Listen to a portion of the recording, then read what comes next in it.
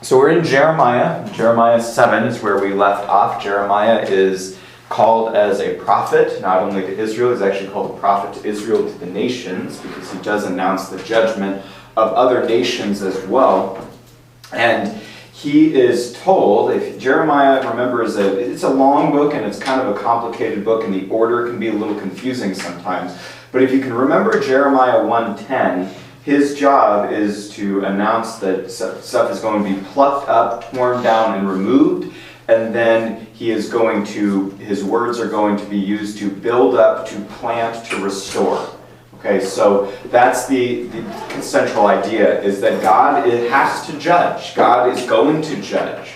And that they deserve his judgment. But God is going to, through his judgment, facilitate restoration. And so what Jeremiah needs to exhibit in himself and lead the people in is he needs to embrace God's will. He needs to embrace God's sovereignty and his plan, knowing that you have to go through the suffering, the plucking up, tearing down part, to get to the replanting, restoration part. Okay, so God tells him and Israel through him why they're guilty.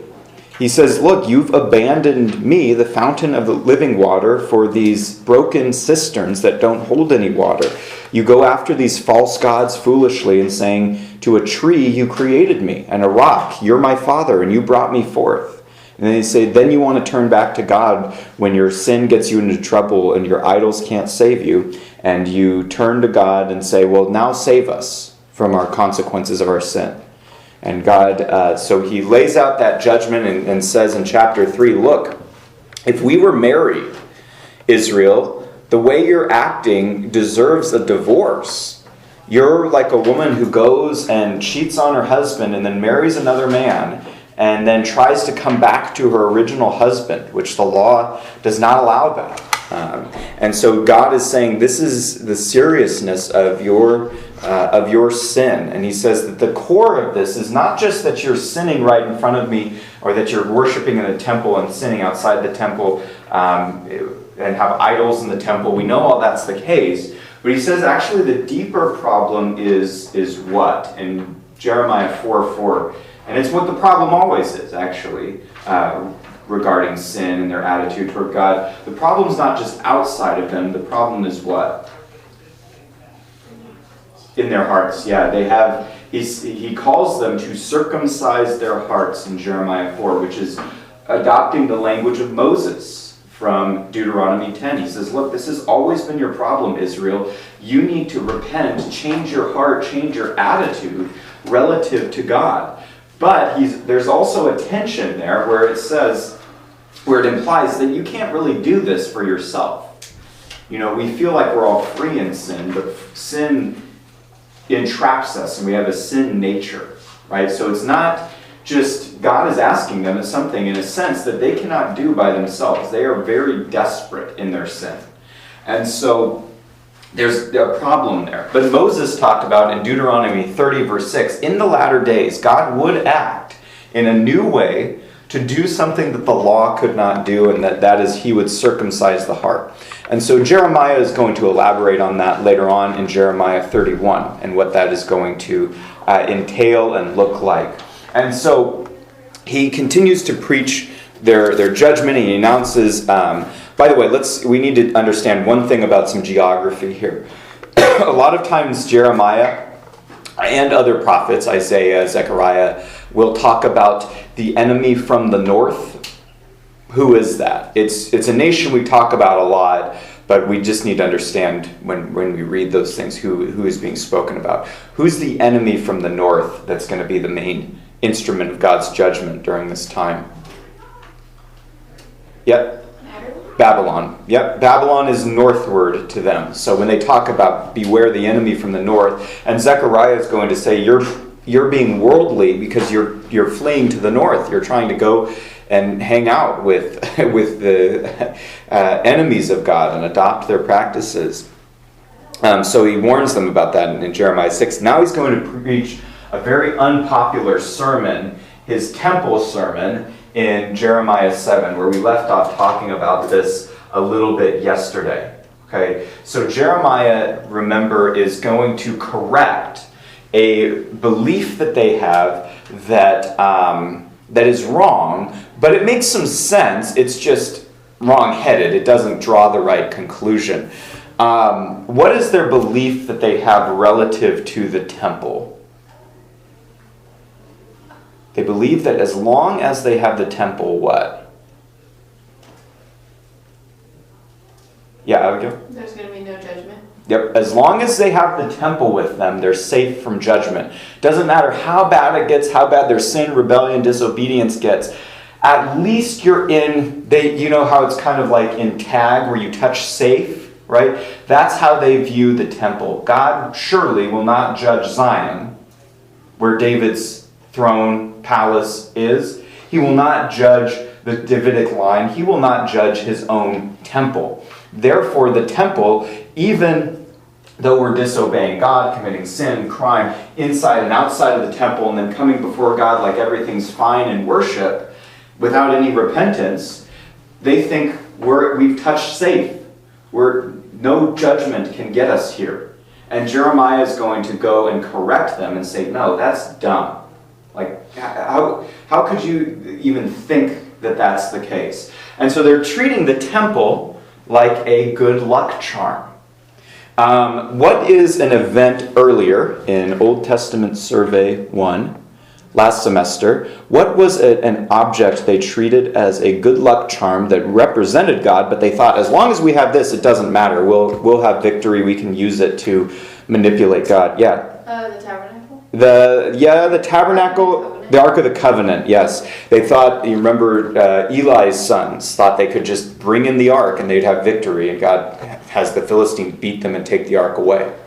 And so they do the same idea with the temple. So God tells Jeremiah in Jeremiah chapter 7, verse 2, he says, "Stand in the gate of Yahweh's house and proclaim there this word. Hear the word of the Lord, O all you of Judah who enter by these gates to worship Yahweh."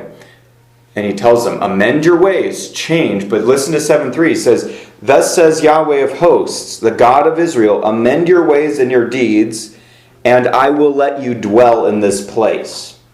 And now he's going to, in chapter 7, verse 4. Can somebody read 7:4? This is their song that they had, that they repeated to themselves. Can somebody read Jeremiah 7:4? Yeah, Amelia? Do not trust in these deceptive words. This is the temple of the Lord, the temple of the Lord, the temple of the Lord. Okay, so he makes fun of their song. And so I like to either think of this song as it either goes with the tune of the Muffin Man or the Beatles' Yellow Submarine, right? So it's the temple of the Lord, the temple. They just keep repeating this dumb thing of we're safe here, nothing bad's going to happen to us. Even though it happened to Israel, they didn't have the temple. We have the temple. And he says, stop believing those deceptive words. He says, stop singing that. It's dumb.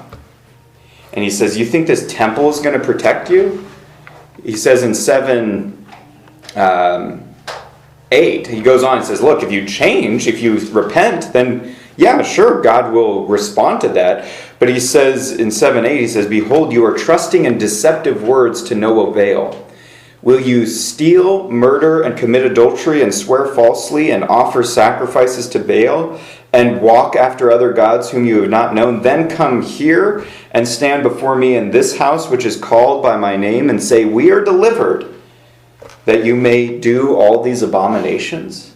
So he says, look, you have this spiritual schizophrenia where you think it's okay to go commit murder, child sacrifice, worship these other gods, adultery, swear falsely by my name, commit fraud, steal, oppress people, all this stuff, and then you come in here and worship me like it's just fine and that you're going to be safe because you have a building. And so he's going to tell them, look, God's going to take this place away from you.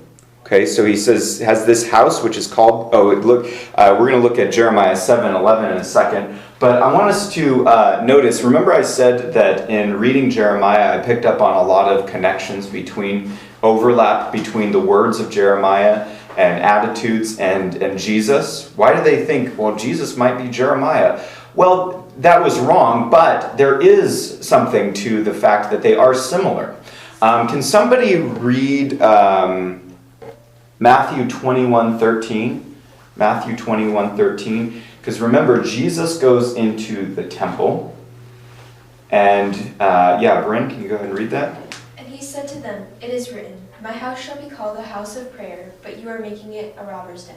Okay, so remember, Jesus goes into the temple at the beginning and end of his ministry, clears out everything that's going on in there that's dishonoring to God, and he's able to do that because he's the king, right? It talks about that the king's role would be the maintenance of true worship in the temple. Okay, so he goes in there and clears out the temple, and he even calls himself in John 2, he says, "I am the temple," right? You tear down this house, I'll build it again in 3 days. Okay, so Jesus is able to do that as the Davidic king. But he says this is supposed to be a house of prayer for the nations, but you're making it a what? Robber's den. Okay. Now read with that. Can somebody read Jeremiah 7:11? Yeah, Abigail. Thank you. Has this house, which is called my name, become a den of robbers in your eyes? Okay. Behold, I myself have seen it, declares the Lord. Right, so Jesus got that from Jeremiah. Right? So there's a reason why Jeremiah and Jesus are similar, right? Jeremiah gets into the temple and says, "You're not honoring God, you made this place a robber's den." Jesus says the same thing. So after the temple gets destroyed, 70 years later it gets rebuilt. Okay? Then Jesus comes to the temple, says this is a den of robbers. Jeremiah said in his day that the first temple would be destroyed. Jesus says in Matthew 24 and Mark 13 and 14 that this temple, the second temple, would be destroyed. And then 40 years later that happened. Okay, so they both announce the destruction of the temple. They both call it a den of robbers. They both preach in the temple. Okay, so Jesus and Jeremiah follow a similar pattern. Okay, so he warns them that this is going to take place. And then in 7:14 he says, "Look, Shiloh, where you guys trusted in the Ark of the Covenant, God destroyed that place. He took away the Ark. He'll do the same thing here. He's going to cast you into the nations." Okay, so he says that they're going to be removed from the land. 7:15 he says, "I will cast you out of my sight as I have cast out your brothers." The northern kingdom God destroyed in 7:22. He says, "I'm going to do the same thing to you, all the offspring of Ephraim." So he said, "Look, I took out Israel in the north. Doesn't matter that you have the temple. I'm going to take out you guys as well." Okay, so he announces this pretty severe judgment to them, and he says, as he goes on through this, he says, "You know what really the core of the problem is, Israel, as far as God is concerned?" He says, God says, "It's like you don't even know me. You don't know me at all," is really what it comes down to. Even though God has revealed himself, given his word, given his worship to point to truth about him, his nature and character, he says, "You don't know me, and you have confidence in all the wrong things that you think are going to save and protect you." Okay? So he says, so he lays this out for them and says that this is going to invite God's judgment, but he also lays out for them what they should not do and what they should do instead. Some very famous verses. In fact, some people make these the theme verses of Jeremiah, which, debatably might be the case. Can somebody read Jeremiah 9:23 and 24? Yeah, Macy, thank you. Thus says the Lord, let not a wise man boast of his wisdom, and let not the mighty man boast of his might. Let not a rich man boast of his riches, but let him who boasts boast of this, that he understands and knows me, that I am the Lord who exercises loving kindness, justice, and righteousness on earth. For I delight in these things, declares the Lord. Right, so he says, look, you don't know me. You put your confidence, you boast in all the wrong things that you think are going to protect you. Riches, man's wisdom. might, strength, whatever it may be.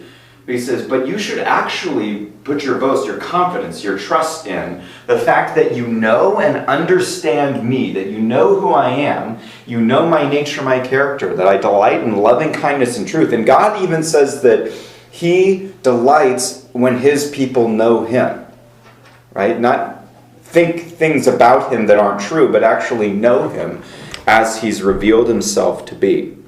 So he says, Israel, your problem is that you don't know me. Paul will use this passage in 1 Corinthians 1 when they're having all these divisions, saying, oh, I'm of this person, I'm of that person, I have this gift, I have that gift, I'm better than you, I need to go to the communion table first. They have all these problems in the Corinthian church. And Paul tells them, you're all boasting in the wrong things. The only thing you should boast in is the Lord and that he saved you, not that you are special. Okay, in 1 Corinthians 1. So Paul takes Jeremiah's language and applies it to the Corinthians. Let him who boasts, boast in the Lord. Okay, and then he gets to the core of the problem. In Jeremiah 9:25, he says, the problem is this, you're circumcised, but you're uncircumcised. Okay, so it's like, well, what is he saying there? You're circumcised, you've taken the sign according to the law to be in compliance with the law and the covenant of circumcision. But in a deeper way, you're uncircumcised. What is Jeremiah, and he'll elaborate on this, but what is he saying there in Jeremiah 9:25? In one way you're circumcised, but in another way you're not.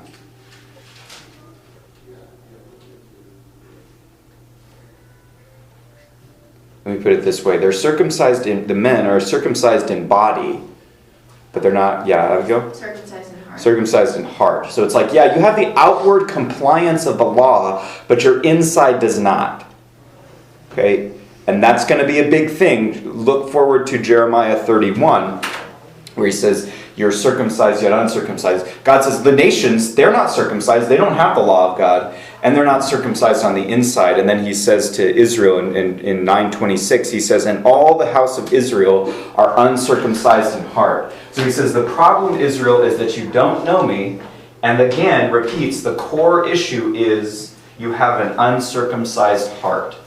You have outwardly followed what the law requires, but inwardly you do not. And you cannot, because your heart is bad. Right? So then he lays out, chapter 10, the foolishness of idolatry. He lays out how stupid idolatry is. He basically explains, look, only God's the true God, only God's the creator. He says, he even uses literally the word scarecrow. He says, this is like you're worshiping a scarecrow in chapter 10. And he says they can't speak, they can't do harm or good. You're false gods. And then he talks about the true God in 10:6. He says, there is none like you, O Lord. You are great, and great is your name and might. Right? In Jeremiah 10:10, he says, but Yahweh is the true God. He is the living God and the everlasting King. At his wrath the earth quakes, and the nations cannot endure his indignation. Then God does something for them in Jeremiah 10:11. He gives them an apologetic. What are they supposed to do? The people who do love God, want to follow God, what are they supposed to say when the other nations, when they're in exile, or the people in Israel who continue to follow idols, when they say, you know what, we have these cool idols that do all these other things that God doesn't do. We have these idols that protect us from these things. How are they supposed to answer that when the nations invite them to idolatry? So God gives them the words that they're supposed to say to themselves and to others. He gives them an apologetic, a language to defend the truth, that there is only one true God. Okay? And so in Jeremiah 10:11, God even switches the language for them so that they can talk to the nations and tell them to say exactly what I say. What's the primary language of the Old Testament? What's the main language it's written in? Hebrew? Yep. Okay.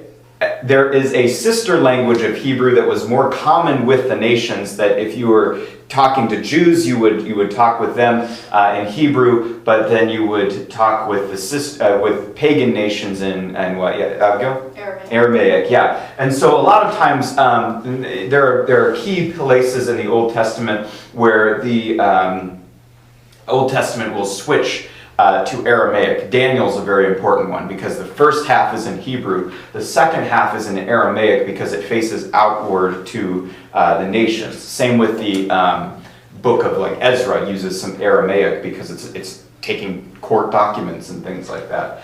But God actually tells them in the language of the people, here's what you're supposed to say. And in Jeremiah 10:11 he says, "Thus you shall say to them, the gods who did not make the heavens and the earth will perish from the earth and from under the heavens."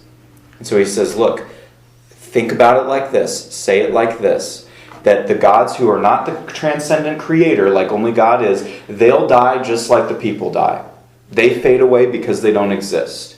So he says they will perish. Unless they're the sovereign creator, like only God is, then they don't exist. They don't have any reality. Okay? So the people who do follow the Lord are given this language to basically answer back to the nations. Okay, so God warns them that there is this judgment taking place. Now Jeremiah is not popular for his message. There are plots formed against him, even though what he's saying is true. He's viewed as a traitor, by the way, because he's going to say, when Nebuchadnezzar comes in here, don't resist him. When he takes you into captivity, don't resist him.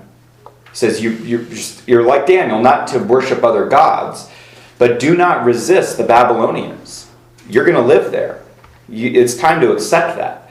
And that would be like me saying, imagine, and I don't think this is going to happen, by the way, but imagine like China invaded the United States, or was right on the edge of literally invading the United States, and I went on Fox News and I said, we need to let it happen. Right? You could imagine the reaction. That's what Jeremiah is doing. He's saying, look, it is God's plan to pluck up and overthrow. Nebuchadnezzar is coming. And you need to submit to it. Because even though he's a bad guy, even though they're worse than we are, God's using them as a tool, an instrument to pluck up, to overthrow, so that he will get to the building and replanting. So go with it. So Jeremiah, they take him, they plot against his life, they throw him in a pit. At one time they put him in prison, which is actually good for him because it's when they're sieging the city and everybody's starving, but he gets bread and water every day while he's in prison. So God takes care of him. He gets kidnapped, taken to Egypt. I mean, all sorts of things happen to him. Okay, so he's not happy most of the time. He's trusting the Lord, but you see his struggle here and these plots that are formed against him. He prays, in Jeremiah 12, it's a pretty intense prayer about what's happening. And God says in 12:7, I have forsaken my house, meaning I'm giving up the temple to this judgment. Okay, so this is continuing to get worse. There's Jeremiah in chapter 13 takes a belt as a sign, throws it in a river, and it rots and gets all gross and frayed and is breaking apart. And he says, this is like you, Israel, that the captivity is coming. Okay, in chapter 14, there's a drought that takes place. There are false prophets who are saying everything's fine, everything's great. We can beat the Babylonians, and Jeremiah is saying you can't. It's not going to work. That the judgment is going to take place. However, however, with that judgment, he also talks about that there is going to be a restoration that will be compared to something else from Israel's past. Can somebody read Jeremiah 16, 14 and 15? 16, 14, and 15. Yeah, Abigail. Therefore, behold, the days are coming, declares the Lord, when it shall no longer be said, as the Lord lived who brought up the people of Israel out of the land of Egypt. But as the Lord lived who brought up the people of Israel out of the north country and out of all the countries where he had driven them. For I will bring them back to their own land that I gave to their fathers. Okay, so it talks about restoration. They're going to come back to the land. There's going to be an even greater restoration of them in the future. What does Jeremiah compare this future restoration to? He says, Israel was once defined by this, as the Lord lives who did what? Big event that God redeems and saves his people. It defines the Old Testament. Yeah, Exodus. like the Exodus. So he says, look, the Exodus used to be the big event that we would talk about God's salvation of us. He goes, but Jeremiah says, God is going to restore not only from Babylon, but from all the nations to bring you back from the land in such an amazing way that will redefine your identity to the point where you will talk about, yes, the Exodus, but even more so when God brought us back from Babylonian captivity. And so he compares this event of restoration in the future. He says it'll even be greater than the Exodus, but he compares it like Isaiah, like Hosea, to a second Exodus, that God will return his people to the land in an even greater way than he did the first time. Okay, so he goes on now to describe that a lot of, among these false prophets, people are trying to judge what is true and what is not true. Okay, so there are these false prophets who are making it hard to figure this out. And a lot of times people are thinking that the way that you figure out what's true or what's not true is that you and I figure this out for ourselves, and that we just judge what's true and not true. That I decide within my heart what the truth is. Right? But there's a problem with that idea. Okay, there's an issue with this problem that, well, we'll just figure out the truth. I'll judge it for myself. Okay, and my heart, it's like Disney tells us, look within your heart, and you'll just know, the truth deep down. And Jeremiah says, no, that's the problem, is that you're listening to yourself instead of listening to what God says is true and real. Can somebody read Jeremiah 17:9? It's a classic verse from Jeremiah. This is an old Awana verse. It's, I remember memorizing when I was a kid. Yeah, Macy? The heart is more deceitful than all else, and is desperately sick. Who can understand it? Okay, so right, the heart is deceitful. That the heart, sin, lies to us. And somehow, this is very complicated in a way if you think about it, but we can lie to and deceive and trick ourselves in sin. It's like, well, how do you trick yourself if I know it's me doing it? But we do. We trick ourselves into believing things that aren't true. And so Jeremiah says, you don't trust your heart above what God says. He says, because the heart is deceitful and desperately, as that translation said, that sounds like New King James, or is that ESV? That's NASB. Oh, NASB? Desperately sick? Okay. Yeah, the other, yes, okay, NASB, that's what I have too. Desperately wicked is another way to put it, right? That it has, desperation means the idea that you can't get out of what you're into. You're stuck, right? That the heart is desperately sick, wicked, in sin. And then it even asks, who can know it? Meaning, we can't even know ourselves totally, right? Or totally what we're thinking, intending, wanting, that motivates us. Only God can know that. And in Jeremiah 17:10 it says, I, the Lord, search the heart, I test the mind, even to give to each man according to his works, according to the fruit of his deeds. So it talks about, don't trust your heart, you need to trust what God has said. In Jeremiah 17:7 it says, blessed is the man who trusts in Yahweh and whose trust is Yahweh. He will be like a tree planted by the water. So he says, we don't trust our heart. He says, in fact, you can't trust it. You trust what God says to be true and real to define everything else. Okay. Then in Jeremiah 18 and 19, we get this key illustration of God's right and God's judgment. Okay. This illustration is used in Isaiah. I want to say Isaiah 40. I'm going to say 46, but I have a feeling that's not totally correct. But it's used in Jeremiah 18 and 19. it's used in Zechariah 11, it's used in the teaching of Jesus, and it's used in the writing of Paul in Romans 9. Okay? And that is the potter and the clay. Potter and the clay. Okay? That the potter, whenever this guy shows up in prophetic speaking, it's kind of bad news because this guy usually is a symbol of judgment. Okay? And you guys understand what a potter and clay is, right? That a guy is taking clay, forming it into a bowl or a vase or something, and then he can also take it from one thing and if he doesn't like what he made, and transform it into something else, right? And then he can also take clay and cut it in half and do one lump of it to make a vase or a cup that he drinks out of, and do one cup to be something that is, that's kind of for maybe something that's more dirty work, right? So this is what Jeremiah is observing, and he takes from that the potter is like God, and the clay is like God's people, like Israel.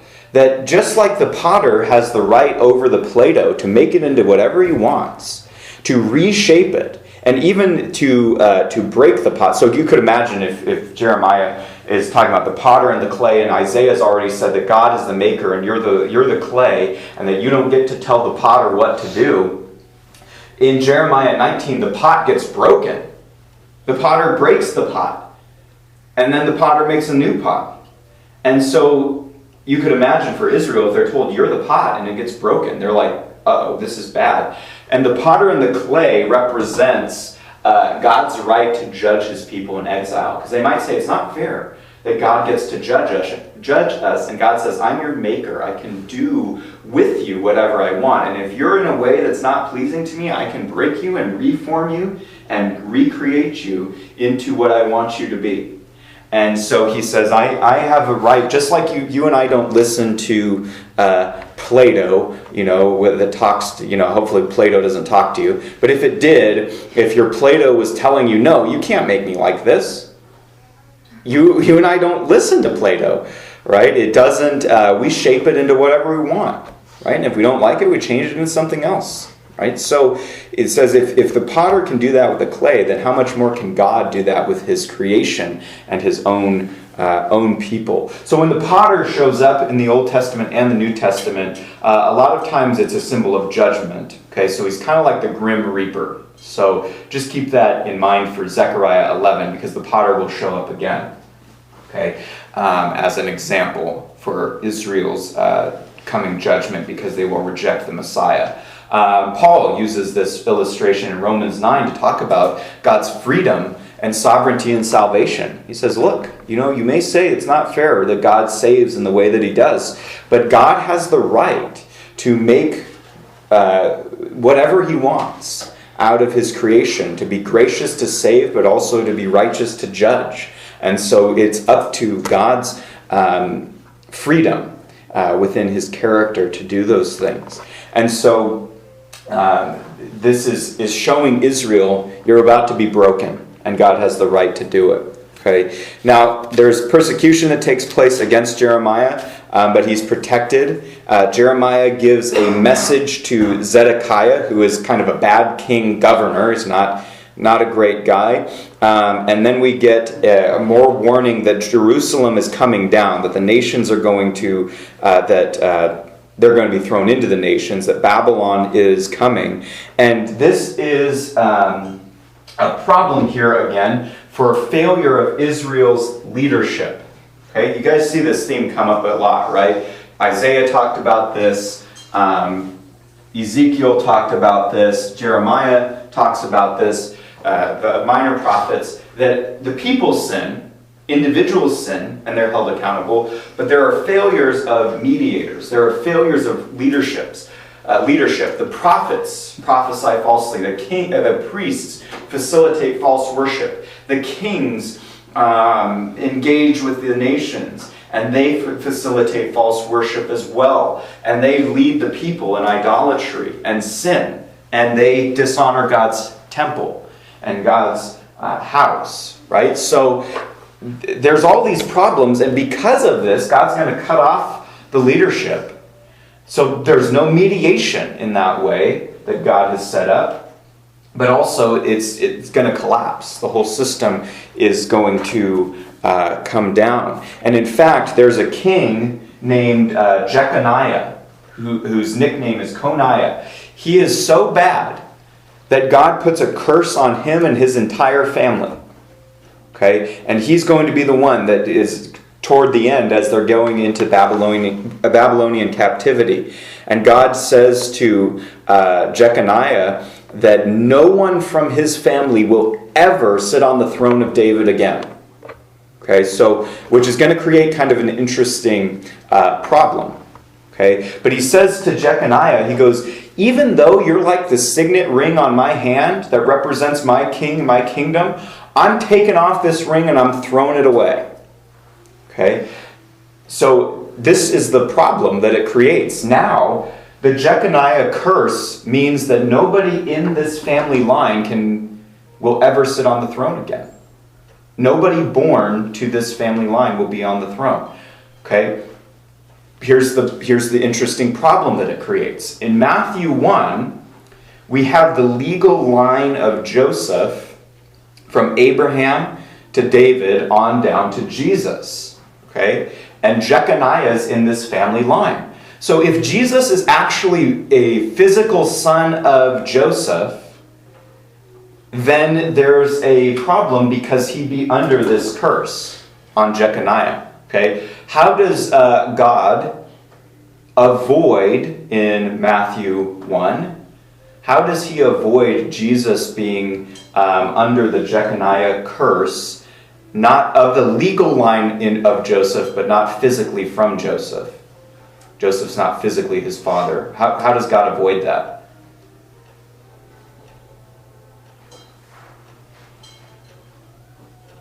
It's real simple. Jesus is Joseph's legal son, but he's not his physical son. Why? Oh, because Jesus is part of the Trinity. So, like, he's God the Father's son. Okay, that's true, but how is Jesus born? Oh, through Mary, but She's a virgin. they weren't married. Right, through the Holy Spirit, right? Through the virgin birth, right? So Jesus is of Joseph's family line that would be under the Jeconiah curse. However, the virgin birth avoids that while Jesus still has the legal association with this line. Luke goes through Mary's family line where Jesus is also of the line of David that goes around this family line. Okay, so both ways Jesus actually fulfills that through the virgin birth, right?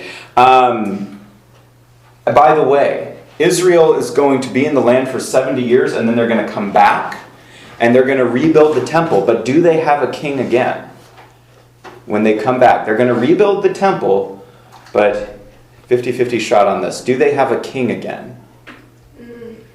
No, they have governors who are in the line of David, but they don't have a king. They have a really great governor whose name is Zerubbabel, who builds the temple.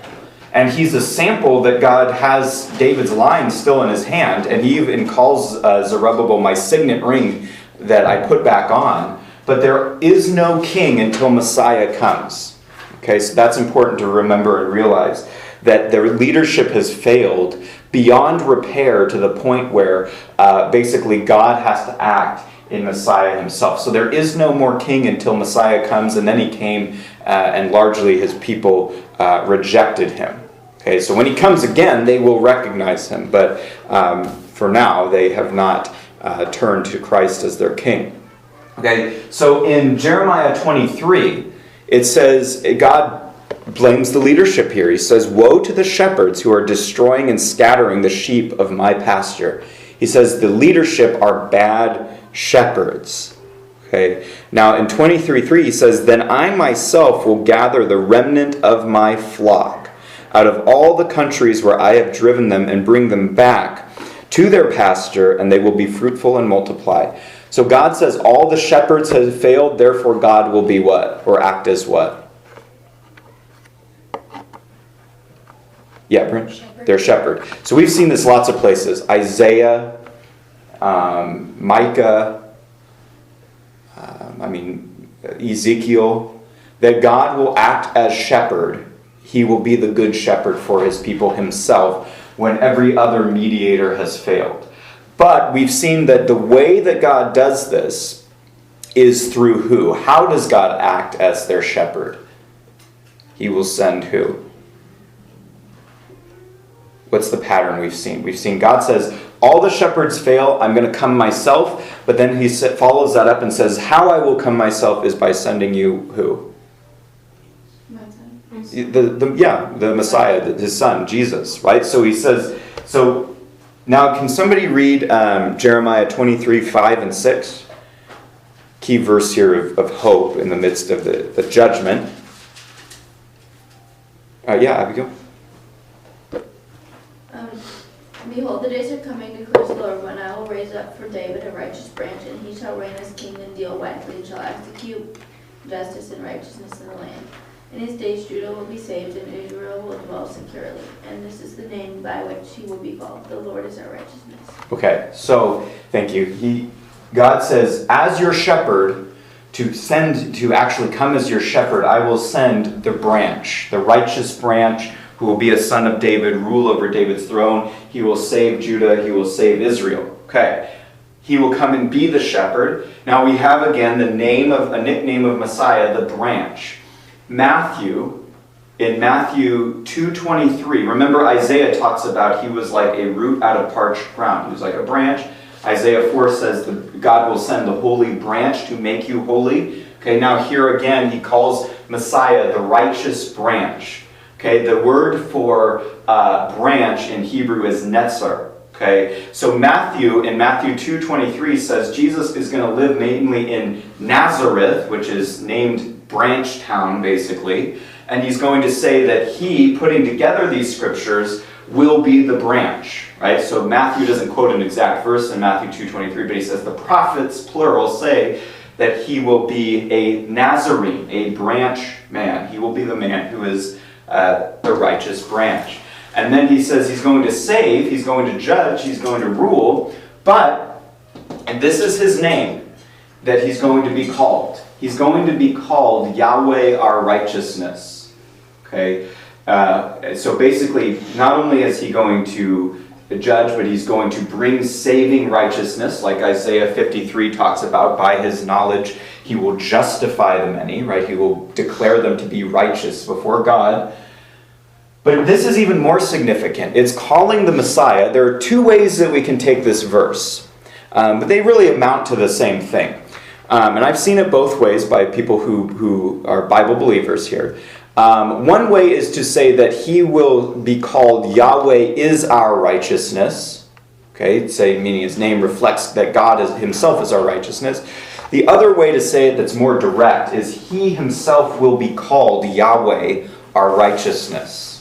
Okay, so which means, if that's the case, that means the Messiah is being called God's personal name, Yahweh our righteousness. Okay, so the Messiah will be and act as God himself, yet he will be man. He will be a descendant of David. So there is this hope that while all the leaders fail, God will come himself in the person of Messiah to basically all the burden of these offices will fall on him, and he will fulfill them all through salvation. Okay, so while the bad stuff is going on, this will be a key part of God's restoration. Okay, now real quick, in 24, he talks about that there are going to be people who God is going to preserve through the exile.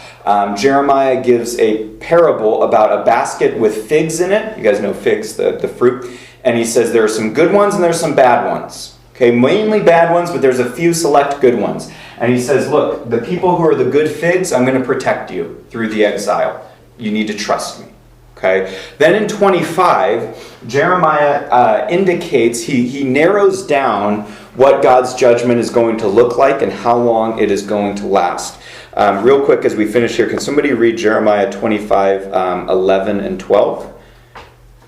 Jeremiah 25, 11 and 12. Macy. will be a desolation and horror, and these nations will serve the king of Babylon 70 years.